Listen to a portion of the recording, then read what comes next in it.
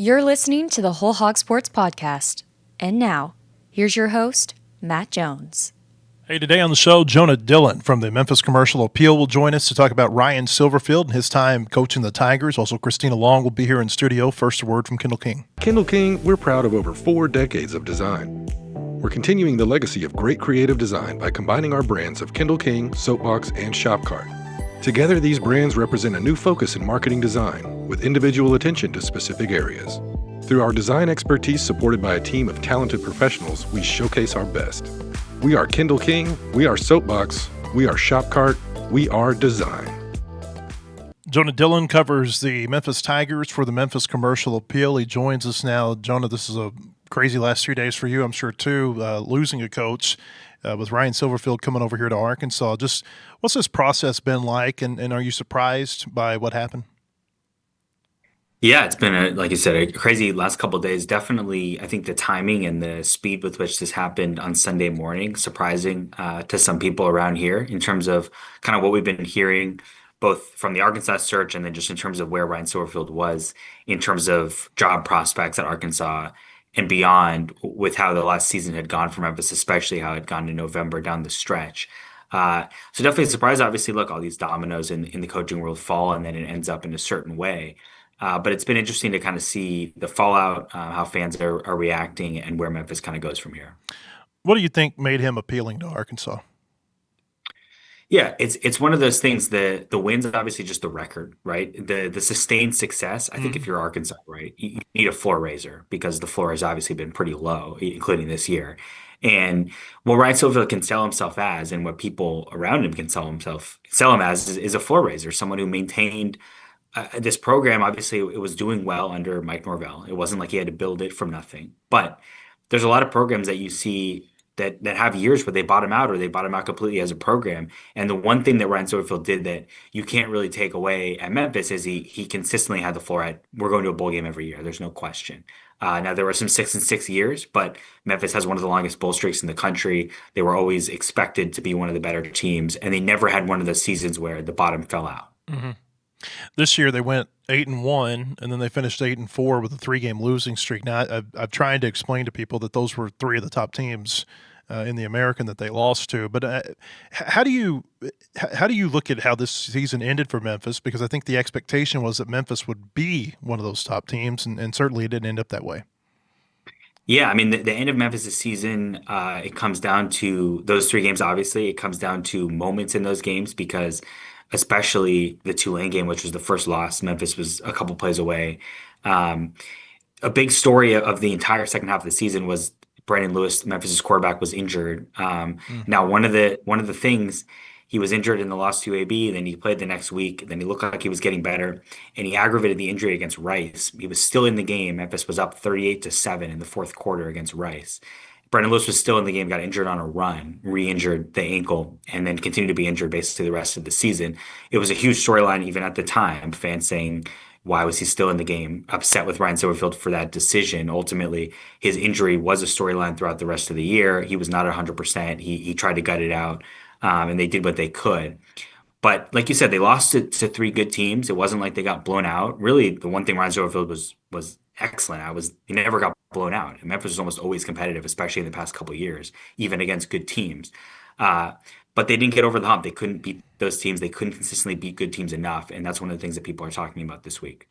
I was told that when he was at Memphis, and actually it began when he was an assistant coach there, that he was really good as a fundraiser. I wonder if you can kind of shed some light on that. Yeah, really good as a fundraiser and really good as a recruiter. I think you're looking at the things, and I'm seeing even with how Arkansas fans are reacting to the recruiting success that he's already had, right, in the past couple of days. And recruiting was never an issue at Memphis for Ryan Silverfield. He was always one of the best recruiters in the conference, and Memphis was always landing the top recruiting classes, not just in the conference, but really in the group of 5. That just was not the problem or any kind of a problem for Memphis. And yeah, I would agree. I think in terms of fundraising, he did well. That's obviously really important now with the amount of money and NIL and rev sharing and all that stuff. But as Memphis fans will tell you, money doesn't lead to, and as USF fans will tell you, money doesn't necessarily lead to winning. And so the amount of recruiting classes, if you have the best recruiting classes consistently in the conference, they're going to expect you to win the conference. And obviously, Memphis wasn't doing that. Are those the two teams, Memphis and South Florida, that's the most well-resourced in that conference?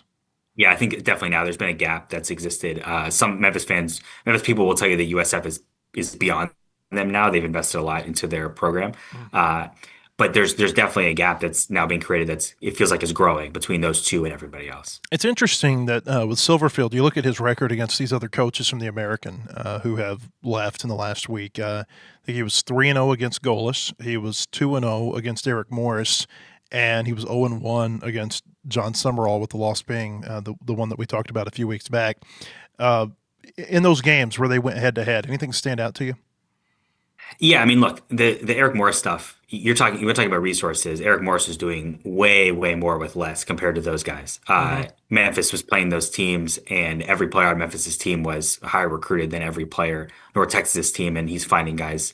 Obviously Drew Mestemaker is a crazy story, but thinking about some of those games, Memphis played a crazy game against North Texas a couple of years ago. Chandler Rogers, guys who were playing there for a year and then leaving.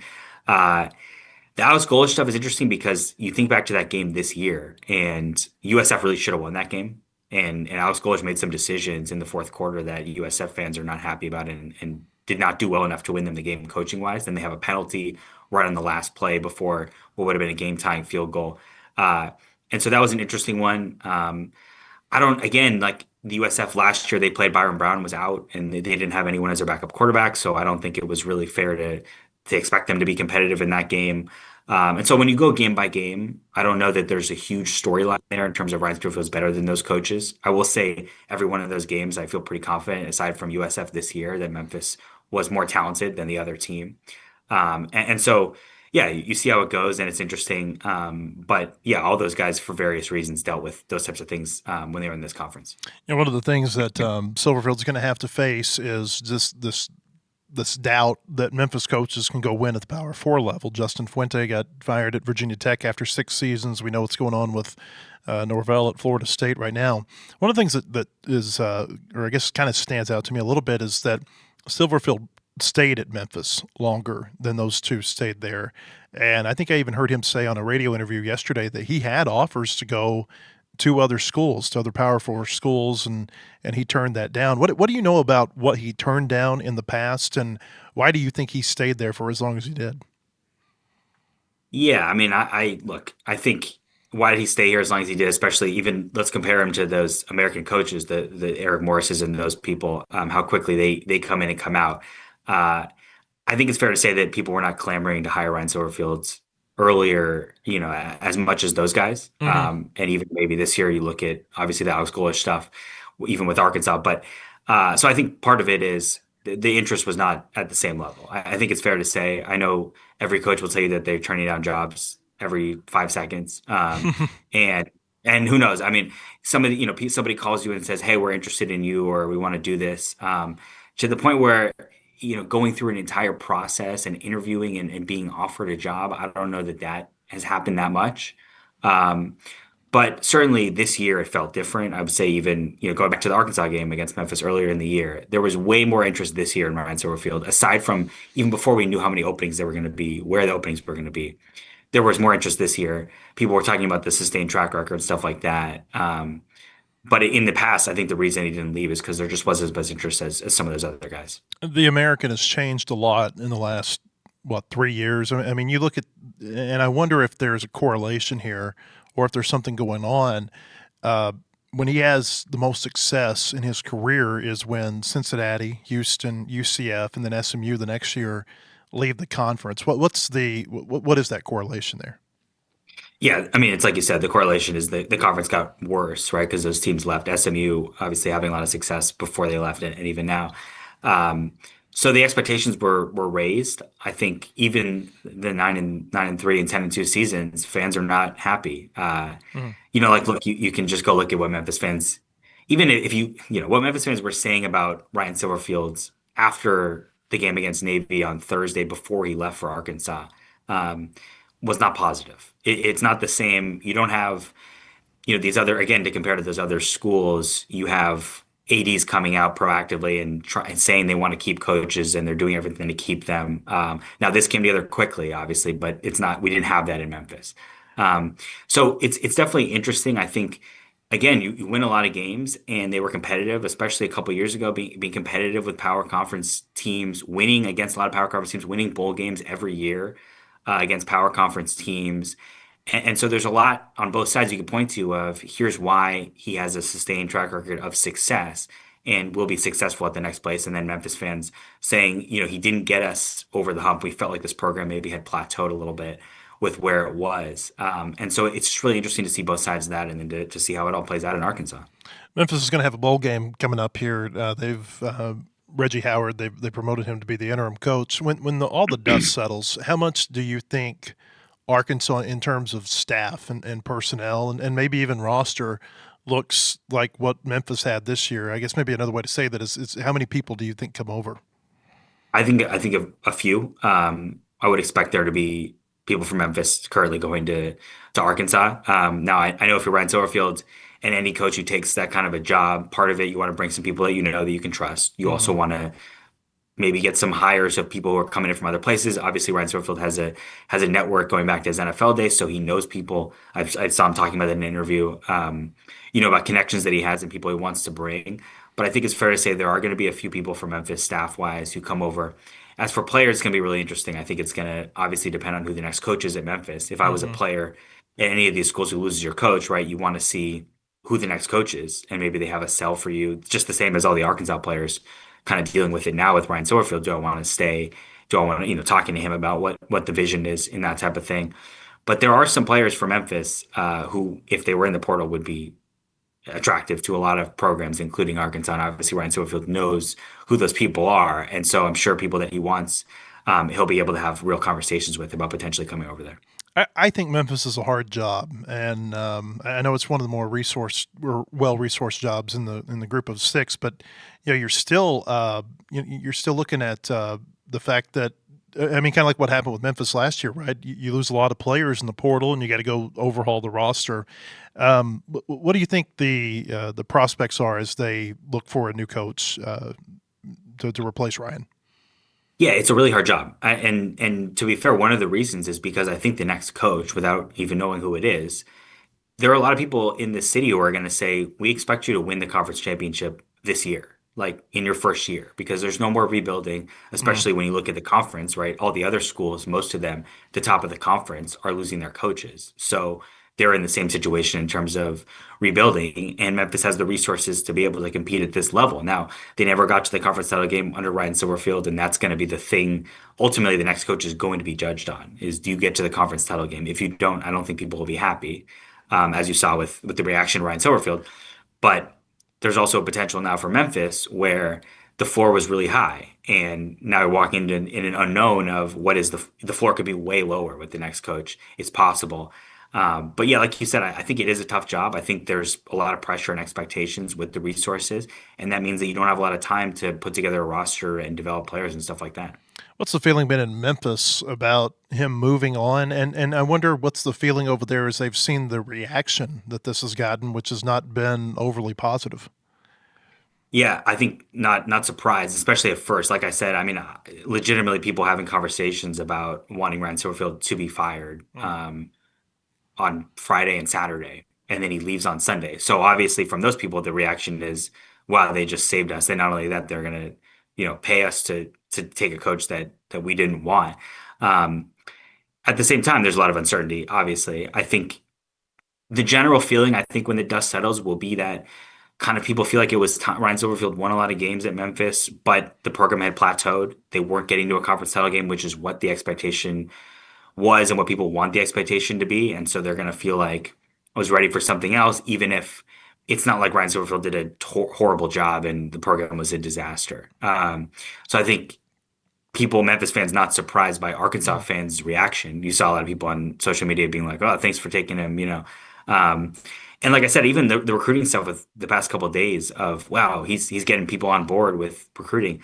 I don't think a lot of Memphis fans are surprised by that because he was always a good recruiter when he was in Memphis. And so not surprising. But yeah, I think that the Arkansas fan sentiment, people in Memphis probably expected that and not surprised by it.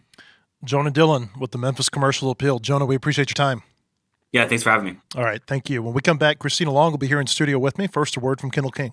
Kendall King, we're proud of over 4 decades of design.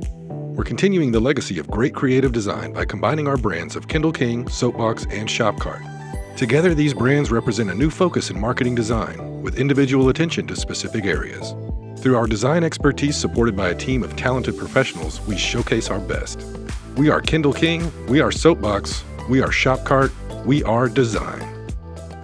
Hey, welcome back. I want to tell you about our friends at Bentonville Glass. They've been serving their community since 1971. They're committed, professional, and versatile. If you're looking for a quality leader in Northwest Arkansas or looking for skilled craftsmanship, look no further than Bentonville Glass for all your glass market needs with the highest quality products. You can come by and see them now at 507 South Main in Bentonville or online at bentonvilleglass.com. Christina Long is in studio with me now. Kind of a busy first day for Ryan Silverfield, and that's to be expected. I mean, this is a busy time, probably even busier, I would say, for coaches who are taking over right now than coaches who have ever taken over, because you got this signing period that starts on Wednesday. We're going to get into the recruiting part of this and some of the headlines from yesterday, but really the number one thing I think that we found out yesterday, in addition to he went on some radio shows, and we touched on this yesterday, kind of gave, his, I don't know if I would say outline for the program, but he kind of gave his thoughts about why he took the job. He did his rah-rah, yes. yeah. But I thought really the most newsworthy thing that came out yesterday was that we got his term sheet, term sheet. He has not signed his full contract. This is this is common, by the way. Typically you sign a term sheet, maybe an MOU, and then some time later, sometimes it's a couple of weeks. Sometimes when Chad Morris was hired as Arkansas's coach, it was 6 months after he got hired that they actually finalized his contract. I wrote that story from a Panera Bread in Omaha, Nebraska, while covering Arkansas's run to the national championship series nothing less. in 2018. But we don't have the full contract yet, but we did get a 5-page term sheet for Ryan Silverfield yesterday. We told you that the total of the contract was $33.5 million yesterday. It's a 5-year contract. He's going to get paid $6.5 million next year. He's going to get a $100,000 pay raise each year of the agreement. It'll go up to $6.9 million in the final year of the agreement. I think anybody with a brain knows that this is not going to be like he's not going to get paid $6.9 million in 2030. One of two things is going to happen. Either he's going to do so poorly that he never makes it to that point, or he's going to have one well enough season. That in somebody's eyes he deserves a pay raise.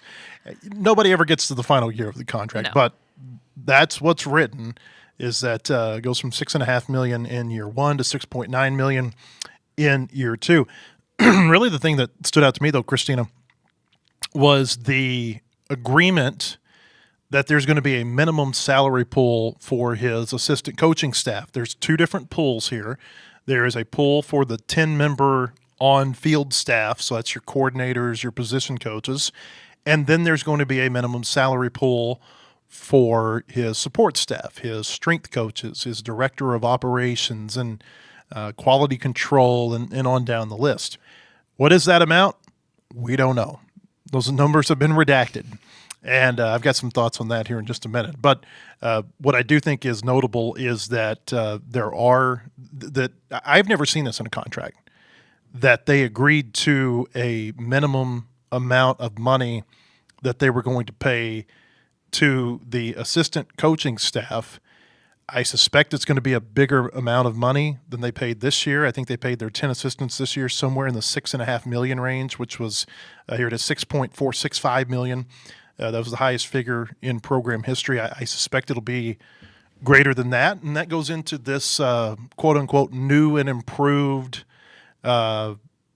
revenue model for football. I think I think I'm butchering that quote that Hunter Yurachek had in his statement. He said, a quote, new and significant financial investment for football. Yeah. I mean, I was wondering if this is more common than we think. I mean, we haven't seen it in any Arkansas contracts. I don't know if we've seen it, if other coaches at other programs recently have similar kind of stipulations about salary pool. I would bet they do. I would think so. I would think this is becoming more common, or is more common than we think. It just we haven't really seen it at Arkansas yet. And I think it's a good move. They've redacted the numbers, but we will eventually be able to get, once they have hired assistants, we'll be able to get their contracts. We'll be able to kind of work out what that is. It'll be very interesting to compare, what it looks like versus what last year's staff, like you said, the biggest pool in program history on this past season's staff, how it compares to that. So we'll see kind of how that goes. Is there anything else in this contract that struck you as new or unusual? I didn't think there was anything that was really that different from what we would expect. Some people were mentioning that they thought the incentives for various, like hitting certain win thresholds or achieving certain milestones should be higher. Mm-hmm. I don't have strong feelings about that. I don't think it's any different than what you see in most of the contracts that they've had in the past. Mm-hmm. And here are let me pull up the bonuses here. I can tell you what the numbers are. So if he wins a national championship, $1 million. If they appear in the national championship game, that would be $750,000. And I think none of these are able to accumulate. It's like you get the highest total. Yeah. $500,000 for being in the CFP semifinals, $250,000 for being in a quarterfinal, $150,000 just for making the playoff.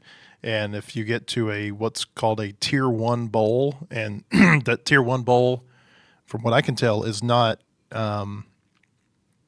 stipulated here, but I would think that would be something better than maybe the Liberty Bowl. Yeah. That's defined 150,000. It has been defined in the past. I don't see it defined in here, though. It's usually defined in the language. I guess maybe in the full contract it'll be defined as opposed to the term sheet.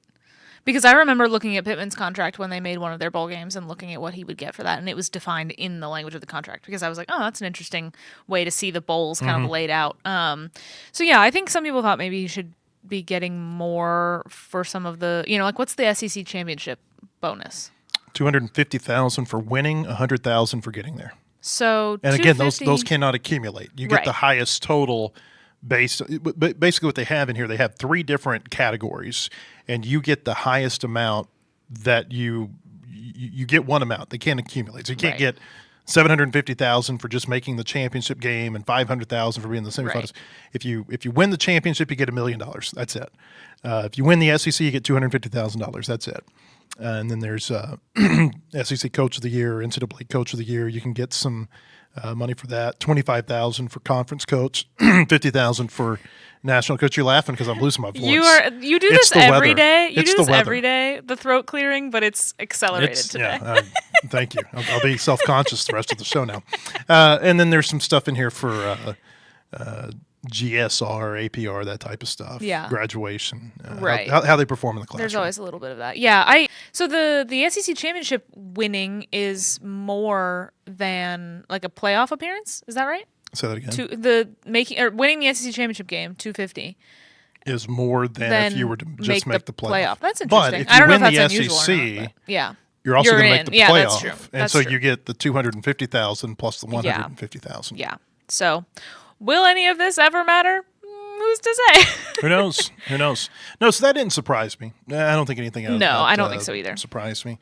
Looking over just some of the other things that are in this contract, he gets 70% of the value of the contract if he gets fired. This isn't a deal like Sam Pittman where you're counting down to, does he get under 50% win total? No, it's just 70% of the value of the contract that he would get. Silverfield would owe Arkansas $10 million if he took another job by this time next year. That figure goes down by $2.5 million until the last year when it goes down to $1.25 million.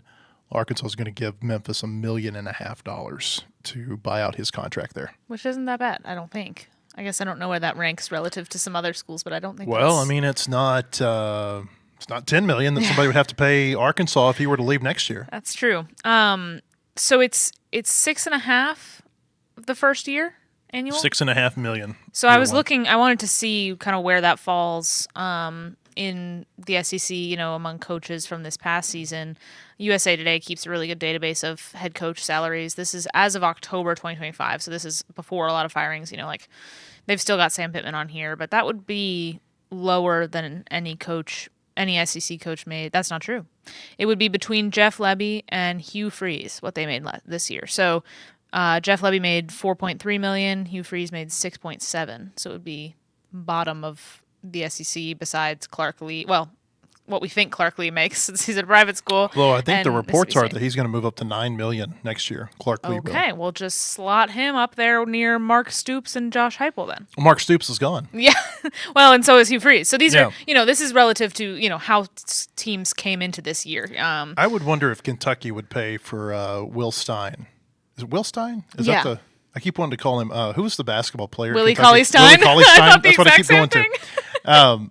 But yeah, I'd be interested to see if they pay him more. Kentucky, with all the resources they put into basketball, I'm going to guess that they're not going to pay him. I would guess that his salary would be lower. I would than think. Silverfield, which means that you're probably talking about 14th in the SEC, ahead of Mississippi State, ahead of Kentucky. Yeah. Right? I think. I mean, I don't know what Golish is getting. 7.4. Oh, yeah. Golish is 7.4, so that's up higher. That's up on par with what Billy Napier was making. I'm sure Summerall's going to get a big number. Yeah, probably. I don't think I've seen that number floating around yet, but yeah. I think Kiffin's getting a big number. Yeah. Is that right? I would say. Golding? Do we know what Golding's making at Ole Miss yet? Maybe he may be lower. I would guess. He might be a little bit lower. That's still shocking. Yeah. That they've moved to him. We'll see how I tell you, the more than the numbers here, let me tell you the thing that stood out to me the most about this term sheet is when they signed it, because they signed this thing electronically, which means that you get the time of their electronic signatures. Hunter Yurachek signed this at 11:02 Saturday night. And Silverfield signed it at 11:09 Saturday night. So when we were all listening to Alex Golish's press conference to see if he'd drop any hints and nuggets about Arkansas had already moved on. Yeah. Like they were hiring Ryan Silverfield Saturday night. Yeah. And it's actually kind of surprising that this got signed Saturday night, and it was probably 10 to 11 hours before people got a hold that he was coming to Arkansas. Mm-hmm. Yeah, right? I mean, it's about 10 o'clock on Sunday morning. Yeah, which I don't usually know. I don't know the typical time between like contract to sign and when people start kind of leaking that out and putting that out there. I don't know what's normal, but it's interesting because I always kind of think I tend to approach these things as like if something's happening, there's a certain point at which we'll know, or like if something was happening, we would know, things like that. That was something that came up a lot. I feel like when we were kind of thinking about the coaching search and trying to figure out what was going on. Don't you miss the coaching search? Don't you wish you had it back right now? I loved waking up today and not having a game to get ready for, not having deadlines to deal with. Yeah. I was like, wow, I don't know what I'm going to do today. I'm so excited about it. The leak, if you will, that Silverfield was coming to Arkansas, it came from Memphis. Because if you'll notice, the initial reporting was that Ryan Silverfield has informed Memphis he is taking the Arkansas job. Yeah. So there's that. Yeah. And we don't know what they're doing yet, do we? They haven't. Well, they've promoted an assistant coach to be interim for their bowl game, which they'll find out who they're going to play in a bowl next week. But as far as who their next head coach is, they haven't made a decision. Yeah, that'll be something to track. I mean, it's like we talked about yesterday. It's one of, if not the best job in the group of 5, 6, whatever it is. So I mean, which I think is saying something, by the way, because I don't think Memphis is really that attractive of a job. Like in terms of, yes, I think it's an attractive job in the group of 6, but I don't know that there's a power 4 job. There might be 2 or 3 power jobs that you would say, okay, Memphis, maybe you put that on par with Boston College. You know what I'm saying?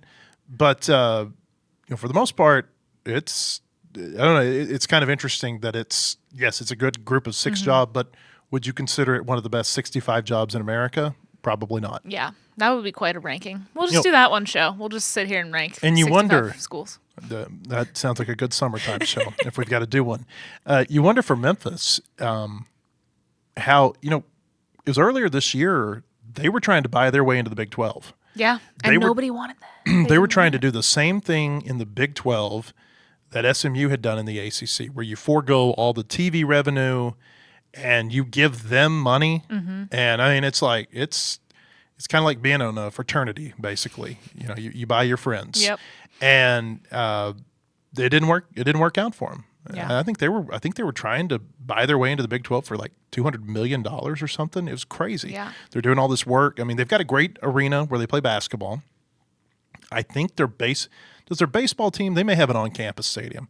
But I know they have played some games downtown at the Redbirds Stadium in Memphis.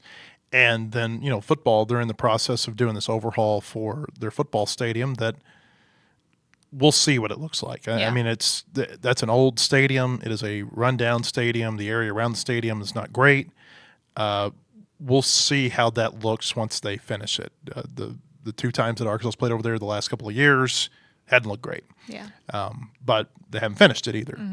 So I'm interested to see how that goes. But they're trying to elevate their program. It's just a matter of, can they get to that point?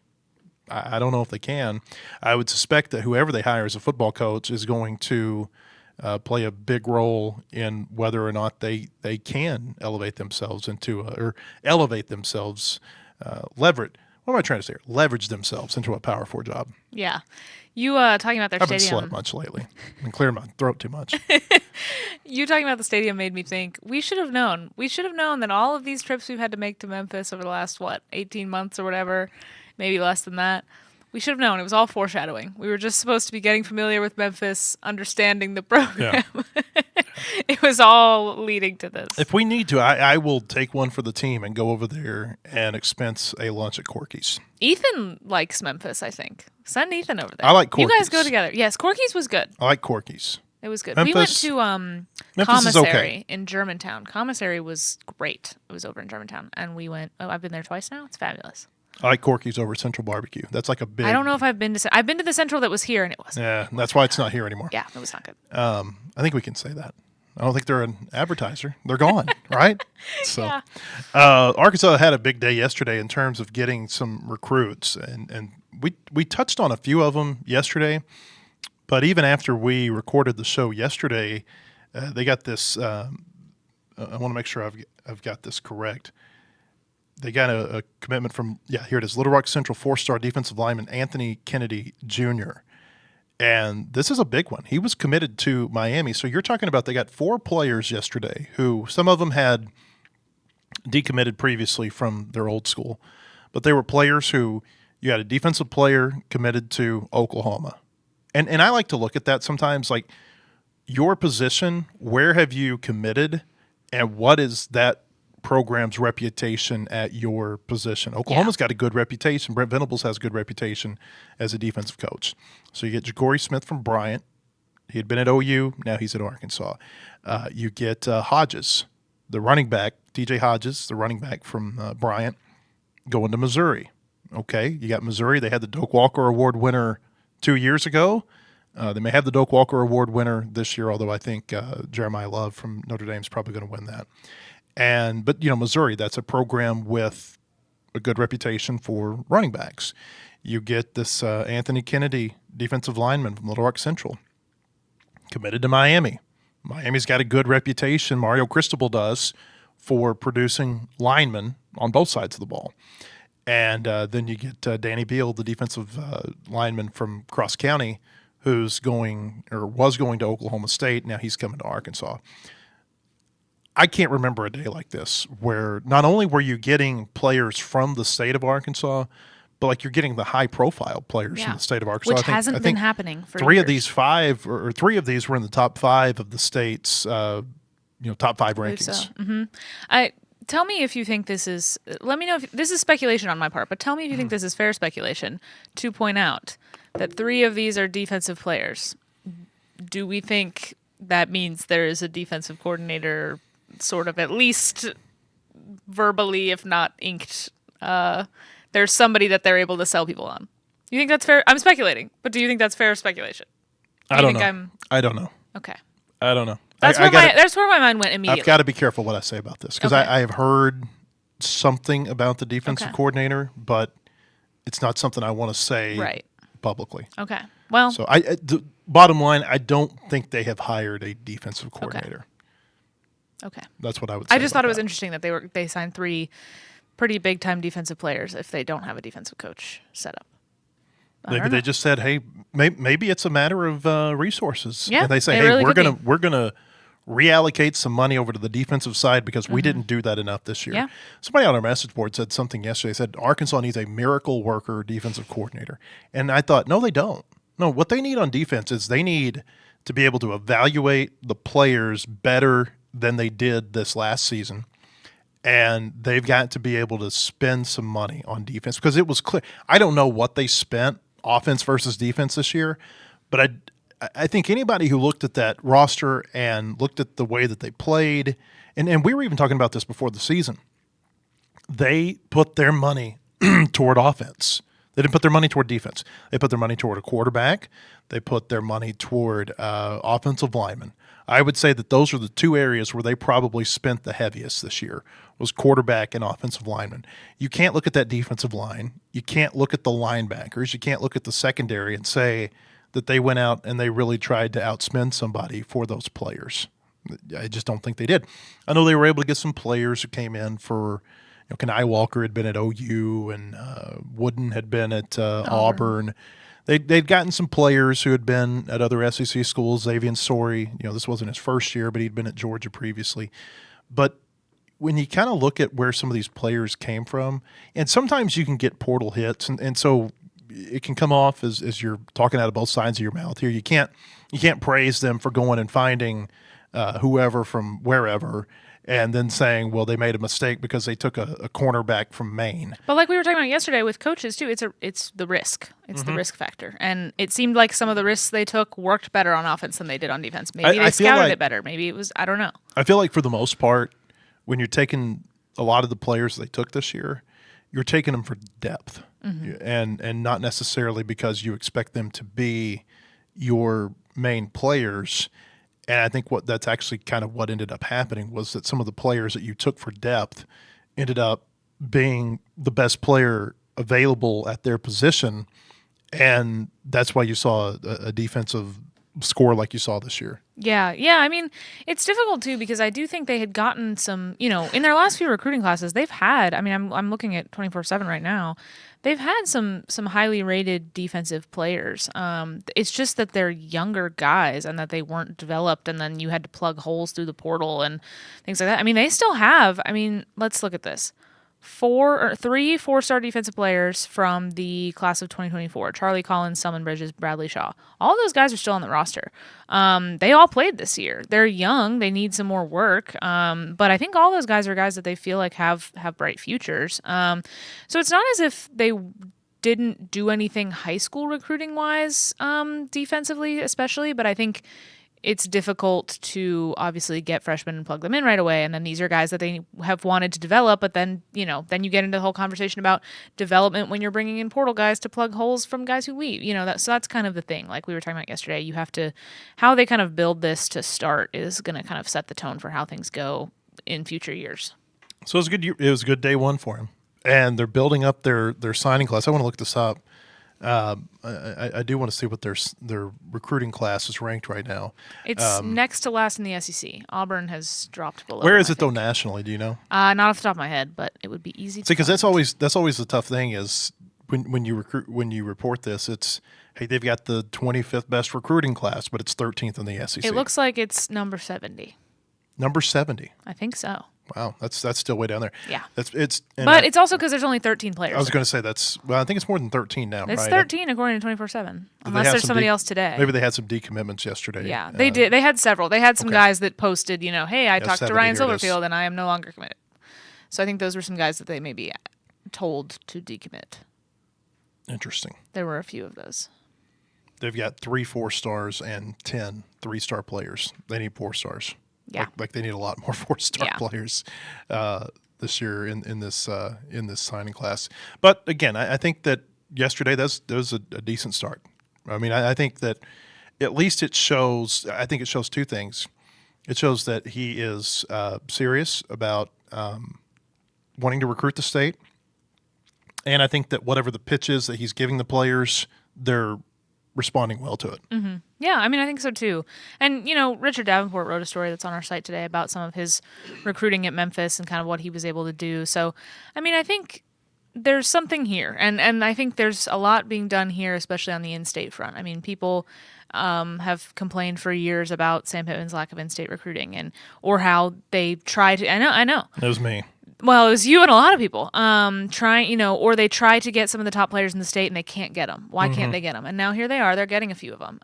So, it's not nothing. It's addressing some of the concerns that people have had for a long time.